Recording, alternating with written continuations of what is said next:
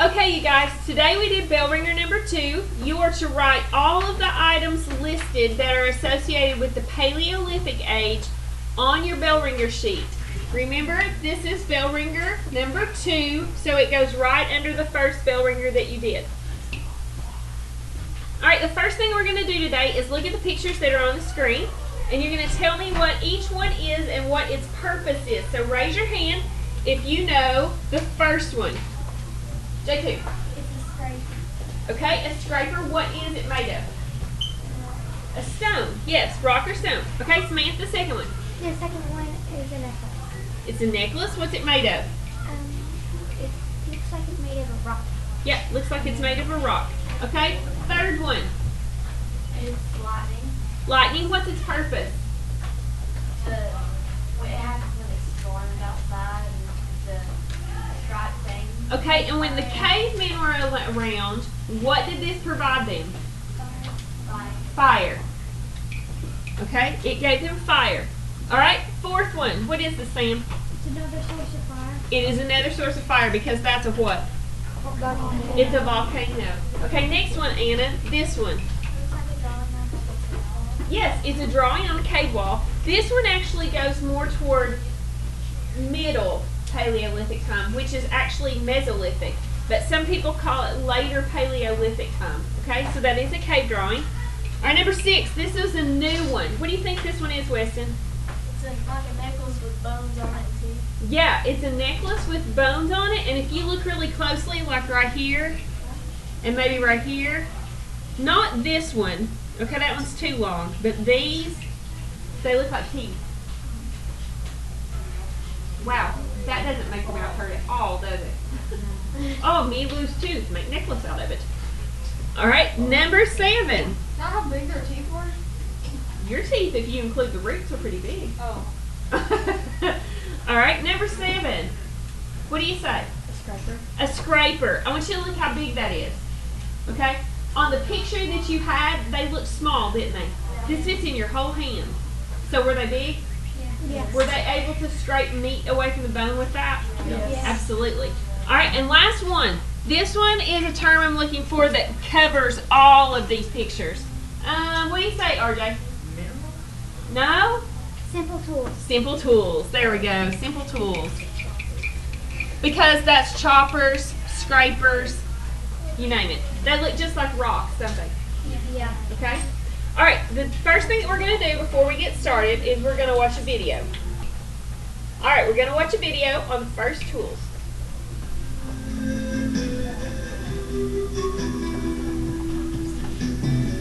The organization of the brain gives us reasoning ability and problem-solving skills. Tool-making is a good example. The first tools created by hominids were made of wood, bone, and teeth. One of the early tool makers was Australopithecus garhi. This happens to be Australopithecus garhi. This is the recently discovered thing by Tim White from Ethiopia. Dates to about, I think, 2.6 million years. That's a Was mold of his associated brain. with stone tools. The brain size on this is coming up to about 450 cc's. The first stone tools were simple chips of rock or hammerstones. The earliest tools, earliest stone tools, appear about 2.5 million years ago. And they're tools like this, very, very simple affairs. This is on a stream cobble, and just a small number of flakes have been taken off to give an edge here that might have been used to scavenge animals that were already dead. This is not a weapon. It's an object to access meat. As we move forward in the record, we begin to see beautiful stone tools like this. This comes from a period called the Acheulean, which began about 1.8 million years ago. And we see these objects very carefully formed with large flakes taken off and then smaller flakes around the edge to give it that final touch.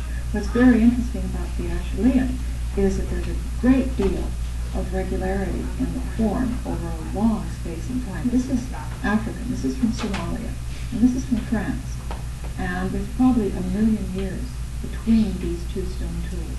So there's great regularity, great standardization of these tools. They clearly knew what they wanted, and they clearly knew how to get it. So information was being transferred, not only between individuals, but between generations.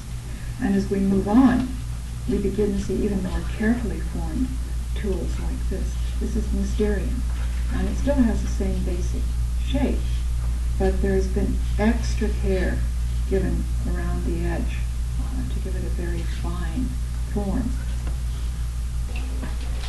All right, on your page that has Paleolithic, Mesolithic, and Neolithic, I want you to draw a box around these two, Paleolithic and Mesolithic. Okay, because those two go hand in hand, sort of. All right, so I just want you to see that when we're talking about Paleolithic and Mesolithic, you're going to see a big overlap in time between those two. Alrighty? Sometimes people call Mesolithic the later Paleolithic age. Alright, let me move back now to Mesolithic. Okay? Meso. Do you know what that word means? Middle. Middle. So this is the Middle Stone Age. Okay, I want you to find on your cards, find Mesolithic. And then find Middle Stone Age. And we're going to make our chart again. There. Okay, Mesolithic, Middle Stone Age. Now, I want you to find the time period that is middle time period. You have 2 on your table. Which one is the middle? This is one.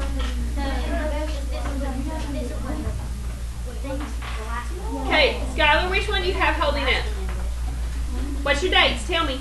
15,000 BC to 6,000 BC. That's it. So Middle Stone Age is 15,000 BC to, I think here says 6,000. Is that right?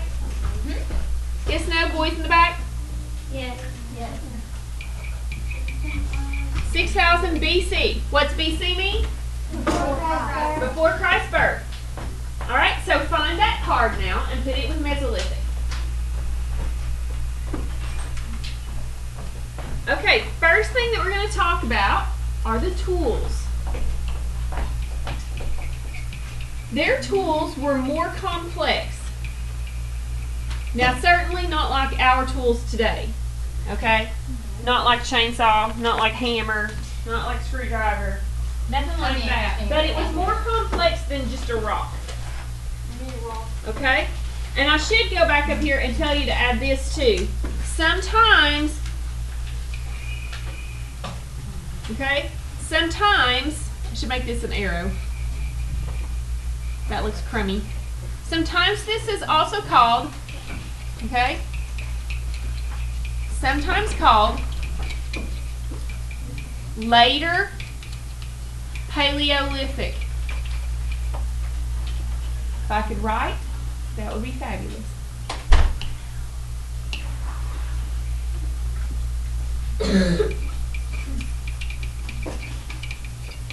Okay, sometimes it's called the later Paleolithic.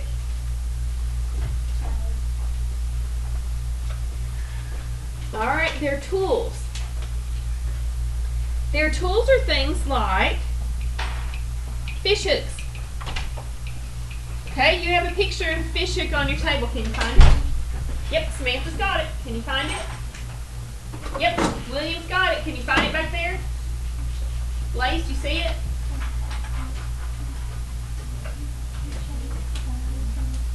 Hold it up again, Samantha. Do you see it? That's it. Fish hook. Okay, their fish hooks are shaped like this. Okay? You don't see a hole in the top to put a string. Do you? No. No. You don't see something else that our fish hooks have. Our fish hooks look like this. What's the purpose of that? The fish will bite onto it. Yeah, it's so that if a fish bites it, it can't get off easily. Okay, so which one is the fish going to be able to get off of easier? Theirs or ours? Theirs, okay? But is it still better than trying to stand in a creek and catch one with your hands? Yeah. How many of you have ever tried to catch a fish in a creek with your hands? Okay, I'm not talking about little minnows, because if you hold your hands out, like couple them out, minnows will swim into it and you can catch one. I'm talking about a big fish. How hard is that? It did not work. Okay, it did not work. Okay, it did not work out so well. Alright, it's at least easier, even to have a fish hook like that, to catch fish than it is to try to catch them with your hands, right? Okay, so they had fish hooks. Alright, the next thing that they had was they had a bow and arrow. Alright, there's pictures of bow and arrows there. Can you find it? Right here. Absolutely. Did you get it, RJ? Did y'all get it? Okay, put it with Mesolithic. Alright, another one they had was a spear.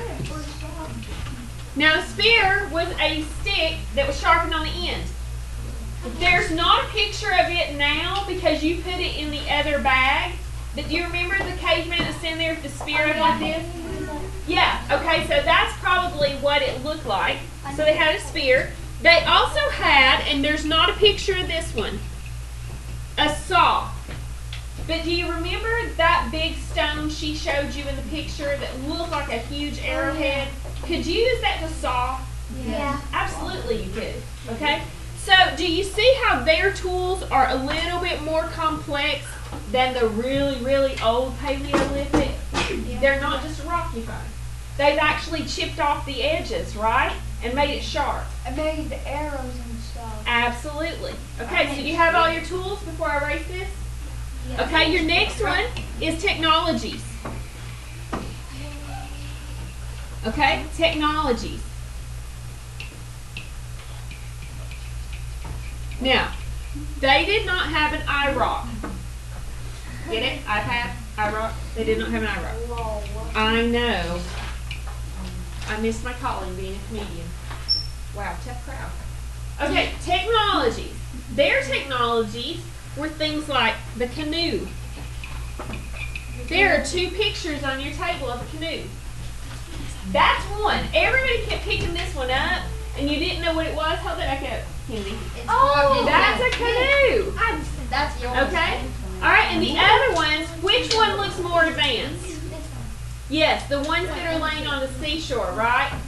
Okay, put those with Mesolithic. They had a canoe. They also had pottery. There are two pictures on your table of pottery. Do you see them? They both serve the same purpose.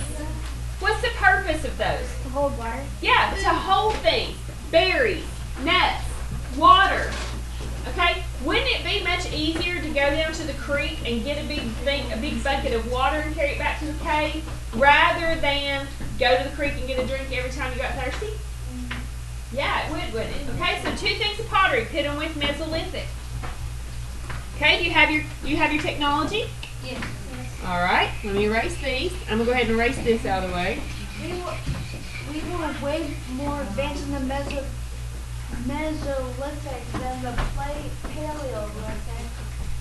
They're getting more advanced, aren't they? We have canoes and We are way more advanced, yes. Okay, tell me what kind of language they had in the old Stone Age. RJ. Not gibberish even. What was it? Grunts. Like you said you like Kennedy and then me. Okay. All right. So in the Mesolithic, their language is starting to develop. Okay. like chocolate. Do you think they spoke English? No. Whenever they started speaking the language, No. They made up their own words for things. Okay. So, yeah, but they probably wouldn't say lightning. It would be a different type of word. I don't even know what it would be. But they didn't speak English. Okay. English came along later. Okay, so their words, do you know how when a little bitty baby is starting to say things, how they sound when they point at something and they say it? That might be kind of similar to what their language was sounding like. Okay? My baby cousin can't say draw, she'll go dog. Okay, there you go. So that might have been something like that. So when your language is developing, when a little baby's language is developing, do they often point to what they're wanting and try to say it at the same time? Yeah. Okay, so what these cave people would probably do is they would point to an object and start making that same sound toward that object. And it would have a different sound than this object or that object. Okay? So their language is starting to develop. All right, next one. Okay? They did, let's see, okay? The main way they get food. Okay? Main food source. They are still, that's a capital I, sorry, that looks terrible. Still hunter-gatherers.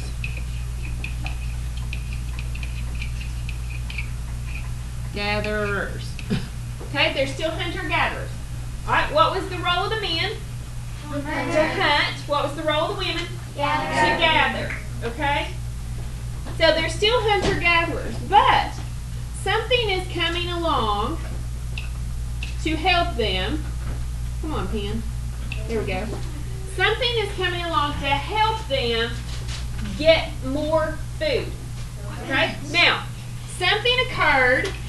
They started doing this. It was called domestication. All right? Oh, how you Now, dog your friend. how many of you have seen the movie Ice Age? The very first one. All right, in the very, very end of the movie, when Manny and Sid and Diego are trying to find the baby's family, remember that?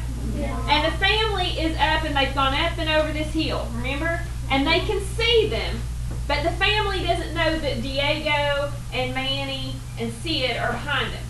And Manny's carrying the baby in his tusk. You remember that? Okay, something that was with the people, something that was with the baby's family, saw the mammoth and the sloth and the saber-tooth, and it did something. What did it do? What was it? Do you know what it was?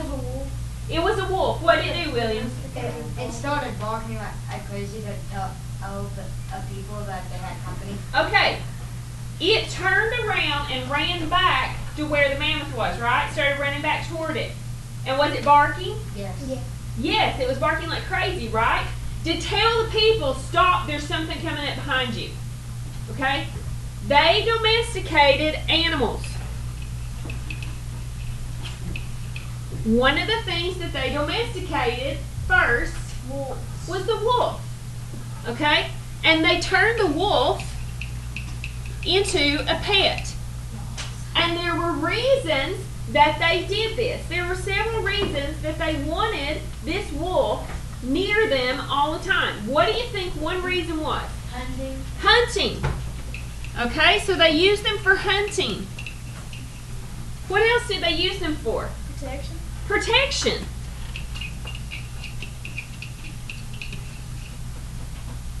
What else might they use them for? William?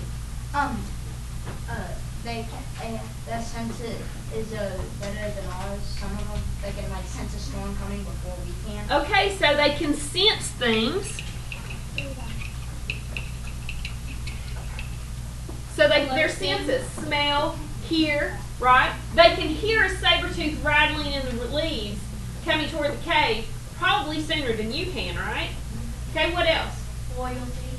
Loyalty. What else, JT? Like alert them if something's coming. Yeah, to alert them is kind of like their cave burglar alarm. Okay, it's their home protection. It's their home protection system. Okay, then friendship. Okay. All right, so we can see why they domesticated the dog, the wolf, into a dog. All right, there's a picture on your table of them domesticating a dog. Do you see it? Is that the one? No, not that one. Is that the one? Yeah. Did you find it? It's holding us. Okay. What is he doing to domesticate the dog? Raise your hand if you know. What's he doing? He's what? Feeding. It's feeding. He's feeding it. Okay. If you've ever watched those animal rescue shows where they have little animals that have been abandoned and they're scared of humans, what's one of the first things they put out to catch it? Food. Okay? So, he wouldn't necessarily Hold it. Just like go up and grab it. Yeah, you're not gonna go up and go, oh, you're such a nice little wolf, you're so cute. If you want, unless you want your face ripped off, right? Okay. So they would probably get them when they were puppies, because is it easier to domesticate a full-grown dog or a puppy? A puppy. You ever seen a kitten that was not around people, and when it becomes a cat, they're just what? Wild. You wouldn't dare pick a wild cat up, would you? They would claw you all over, okay? So it's easier to domesticate them when they're small. But is it possible to domesticate them when they're older? Yes. It's possible, right? It would just be easier when they were pups. Okay, so they eventually started domesticating more and more animals. What other animals do you think that they would domesticate that would help them? William? Birds. No, not necessarily birds. Animals that were in the cat family? Something else that would help them. Let me put you on the right track. Oxen. Hunter. Any food source that they can breed. Any food source that what? That they can breed. So Okay, like a horse. pigs. Okay, like a horse. About pigs. Did they have horses back then, or just like? It'd be more like, I'm sure they did. I'm trying to think if it would be, I think automatically of a wild Mustang out in the- Yeah, a Mustang. Yeah, okay. Alright, pigs possibly, yes. What else? Buffalo. Buffalo, they're pretty big. Maybe that might come a little bit later. What's another one, Mason? Cow. Okay, that's oxen, cows. What about sheep? Yeah. What about goats? Yeah. Yeah, because what can you get from sheep and goats, Sam? Milk. Milk. What else? Blankets. Chicken. Okay. All right. Maybe chickens. When they said birds, we might think chickens. Okay. All right. Now here's a really weird question for you. Okay. Now think about this one really hard for a minute. Before you answer, think about this one. Can you? Do not answer right off at the top. Think about it. You can domesticate an animal, correct? Yes. Can you domesticate a plant? Yes. Okay, I want you to, we're going to take a vote. Raise your hand if you say, no, Miss Phillips, that's the most ridiculous thing I've ever heard of. You will not domesticate a plant. So I can't go up to this little corn stalk right here and go, you're such a good little corn stalk. You're so sweet. You just keep on growing like you're growing. And you can make more Didn't you sense. weird? You think so? So, how many says you can domesticate a plant? Who says yes? Who says no? Who's really, in all honesty, really not sure? Because when you say domesticate a plant, that just sounds ridiculous in your head. How many of you think that I need to be put away somewhere in a hospital if you see me petting a corn stalk? Yeah, I probably might need to be. All right. Let me erase these. Okay, the correct answer is. The correct answer is? Yes. Yes. You can domesticate plants. Now let me explain to you how. Okay, this is what I mean when I say domesticate a plant. Okay? We're going to pretend that this right here is my berry bush. Alright? And back there in the corner is my cave. Okay? So I've been picking berries, right? Okay? And I'm trying to carry them in my hands and that's not working. So how many of you have had a t-shirt on before and you pull it like this and you make a little basket here in your shirt and that's how you carry stuff? Okay? Alright. So I'm picking berries, picking berries, picking berries. The kids are over here. They're beating each other with sticks and rocks. And I go, okay, time to go back to cave. Let's go. So I go walking back to the cave. The kids are behind me and I can hear them screaming, stop beating your sister with a stick. Quit throwing that rock. Oh, when your father gets home, he's going to beat you with the club, I'm telling you right now. Alright, I get back to the cave. Every time I've had to turn around, what's happened to my berries? I'm dropping some. Okay? So, the season comes and goes. I've now got bowls. I can keep my berries in bowls, so I can carry a bowl with me if I want to. I keep those in the tub, or in the bowl, in the cave. The next year I go back. I'm walking back to the berry bush. Okay, kids are back here. They're not much better than the year before. They're still fighting. I get almost to the berry bush and I stop right here and I go, well there's a berry bush here. So I pick some berries off of it, put it in my piece of pottery, go on over here, pick some berries, put it back in here, go back again, stop beating your sister with the stick. I told you this last time we were here. Stop it. I'm going to wear you out when we get to that cave. Oh, you just wait till your father gets home. If he has mammoth meat to eat, you may not be eating supper. You're grounded. Go to the corner. Wait, we're in a cave. We don't have a corner. All right. I get back. I've dropped more berries because I fussed at the kids, right? Yeah. Okay. Season comes. Season goes. Come back the next year. This year I go back. There's berry bushes all along my way. So I stop and I pick berries. And then it clicks in my head. Wait a minute. I had taken this same path every single year.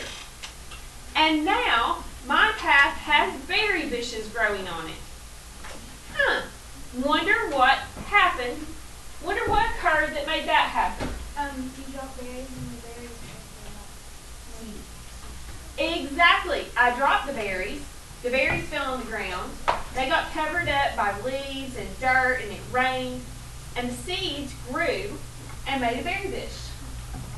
If I'm really smart, the next year I'll take some of those seeds and I'll go right here next to my cave and I'll drop them in this row and that row and that row. And guess what I now have? I have berry bushes right outside my cave. Exactly. What do we call that today that we have right outside of our house? A garden. I just domesticated a plant. I'm not going out every day to pet my berry bush and say, you're such a cute berry bush. You're just so cute. And you grow so big, so fast. I do not do that, do I? I mean, I might, but I'm not so sure that my neighbors wouldn't look at me and go, whoa, don't go mess with her, she's weird. Okay? That cave woman, she not know what she doing. Okay? Don't mess with her. Okay? She weird cave woman. Alright? I domesticate the plant. The more seeds that I get, the more I can plant near my cave, and I can have what today we call a garden. Is it easier to walk to the berry bush that was 2 miles away versus the berry bush right next to my cave? Which is safer? The one next to my cave, right? Because I'm not risking walking all the way to that other berry bush, being attacked by a wild animal, okay? I could still be attacked, but I've got something else I domesticated with me. My dogs, who are going to bark and tell me if something's around. Now, they probably went with me, right? But if 2 dogs went with me and there's 4 tigers, I'm a little outnumbered, right? Okay. So, you can domesticate plants. By domesticating plants, we produce what we know as a garden today. If you have a garden, you can consider yourself to be farming. Now, do you think they were really, really good at it yet? No. No, they're still learning how to do this. So their main source of food is still hunting and gathering. But the better they get at this, the less hunting and gathering they're going to do, and the more farming they're going to do. And we'll just be singing that one thing which will eventually do communities and then villages. There you go. You're exactly right, Skylar. Sam? Could that possibly bring like animals to your garden, like outside your cave, so they can like cave in and hunt better? Oh, you think it might? Like rabbits. All right. Now, all right, let's move right along. How many of you understand now how to domesticate a plant? Okay, how many of you know how to domesticate an animal? What it means. Good job. All right, let's clear this off. We're going to do the next one. I know, you're going to. That's okay, just squeeze it in there. All right, next one. Housing. Suddenly they discovered we don't necessarily just have to stay under this overhang of a rock, and we don't just necessarily need to stay in a cave. We can now go out and build houses. Now, the first kind of house they built was a pit house. A pit house was down in the ground. So you have a picture of a pit house. Okay, find it. Bradley found it. I built a little miniature version and I built a much bigger. Okay. The pit house. I don't think that was it, Hunter. It's just the house. You don't see anybody in the picture. All right, hold it up when you think you have it. No, that's not it. Hold the pit house up again, guys. This is it. Natalie, I got it. Okay? The pit house was a hole in the ground. They built a ladder out of sticks down to it, and they put sticks on top of it. Then, those sticks are on top. You see your picture? How they've got the sticks laying up there? You could put brush on top of that. You could put animal hide on top of that. Anything that you want to keep the rain out or keep you protected, and you could have a pit house. Now, I always joke and tell my kids that if it comes a really, really, really bad rain, you have an instant swimming pool. However, if you're asleep, that might not be such a good thing, right? Or if it comes just a shower of rain, then you have an instant water bed. Yeah, kind of weird, right? Okay, so pit houses were one. The other one, are you listening? The other one, when they had a big kill, like a mammoth, when they killed a mammoth, they used every source they had from that mammoth. Okay? They finally discovered that if they took the mammoth's rib cage, okay, your ribs come all the way around here. Think how big a mammoth's rib cage is. If you took a mammoth's rib cage and the mammoth bone, you could build a mammoth bone house. So, they also had mammoth bone houses. Now, in a mammoth bone house, they could build a fire. Okay, there's a picture of it. Yep, they could build a fire back in there. They could lay the mammoth hide over the bones, and you can make a house. Now, I had a student, if I can find it again, here it is, who did projects one time, and they built a mammoth bone house. Okay? So I'll pass this around. This is supposed to be the bone, of course, and this is the hide off of the mammoth. So you can kind of get an idea how a mammoth bone house would be. All right, kind of cool. That's pretty ingenious to think about using all those bones to build a house out of, isn't it? Are these like dog chew toys? Mm-hmm. That's pretty smart, don't you think? Yes, no? Yeah, that's pretty smart. Alrighty? Alright, another thing that came about in the Mesolithic time period was clothing. Thank goodness. No more running around in your birthday suit. Hide your eyes, little ones. Okay? Clothing. Guess what they made the clothing out of? Animal hide. Animal hide. Wait, I thought they had clothing in the So we put this under technology. They have food. They have food on them. Dawson, are you like, oh, that totally changes everything. Gross. All right, they have clothing. You have a jacket somewhere on your table made of animal hide. A Okay, that goes with Mesolithic. Okay, that one, believe it or not, is not animal hide. That is straw. It is. It's a type of grass. All right, so find the one with animal hide. Right there. Okay, good. All right, that goes with Mesolithic. Okay, another very important one. This one's very important. In the Paleolithic time period, how did they rely on getting fire? 2 ways, Olivia. Lightning and volcanoes. Okay, in the Mesolithic age, they have discovered how to make fire. So we have fire.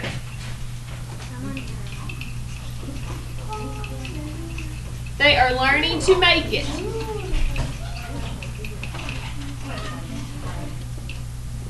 All right, they're learning how to make fire. Raise your hand if you know what the first way was that they probably learned to make fire. Olivia. She says rubbing 2 sticks together. Who agrees? Who has a different idea? Hunter, what do you think? Maybe when they're doing eggs or something, they're banging rocks together. Hitting rocks together? Who says they're hitting rocks together? That's the first way.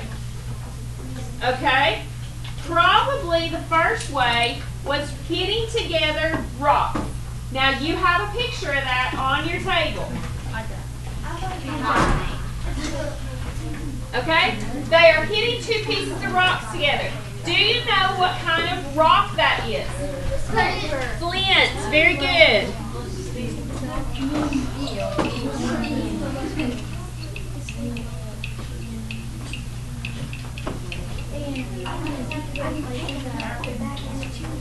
Okay. They are learning to make fire by hitting flint together over probably dead grass or leaves. Because think about it. Which one catches on fire quicker? Dead grass or dead twigs? Dead grass. Okay? Right. So you get the fire going on the dead grass. Then you put small twigs on it when it starts burning really good. And then the twigs get a little bit bigger and bigger until you put big pieces of wood on there and you have a big fire going, right? Okay? So they would hit those rocks together like in that picture, and they would make sparks which would hit the grass and would catch it on. Is that a huge accomplishment for them? Yes. Yes, because now if their fire goes out from the lightning strikes or the volcanoes where they've gotten it from, now they can start it back themselves. So if they move somewhere else and build a house, can they build a fire in it? Yes. Absolutely. Okay? All right, one last thing. Let me see. I think it's about time for you guys to go. Didn't like at the beginning of the Paleolithic, weren't they scared of the fire? Probably. All right, next one. This is what I want you to write before you go. Okay? Under Neolithic, I want you to write the role of men and women changed. This is huge. I've starred it, I've underlined it, I've bubbled it. You're going to see this again. You're going to hear this again over and over and over. This is huge. The agricultural revolution. Write it right now. Will we do it? RJ, write this right now. Okay? All right, somebody at this table, will you volunteer to pick up pieces? Okay, Anna, I saw you first. Volunteer to pick up pieces. Sam, I saw you first. Volunteer, RJ, after you write this down, pick those up. Okay? Point for those of you who volunteered. All right, that's the end of class today. Those of you in the internet world, see you, bye.